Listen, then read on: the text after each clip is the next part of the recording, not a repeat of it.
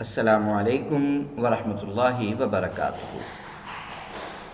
آپ سن رہے ہیں سلسلہ جوامع الکلم، جس میں ہم جانب عالم صلی اللہ علیہ وآلہ وسلم کے فرامین آپ کے سامنے پیش کرتے ہیں۔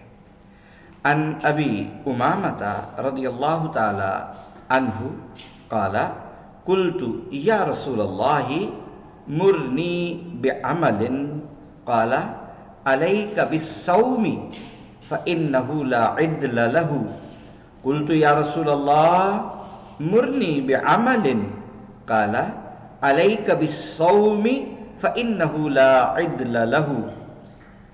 اس کو امام نسائی نے، امام احمد بن حنبل نے، ابن خزیمہ نے، ابن حبان نے اور امام حاکم نے روایت کیا، اور امام حاکم نے کہا وقال الحاکم ھذا حدیث صحیح الاسناد۔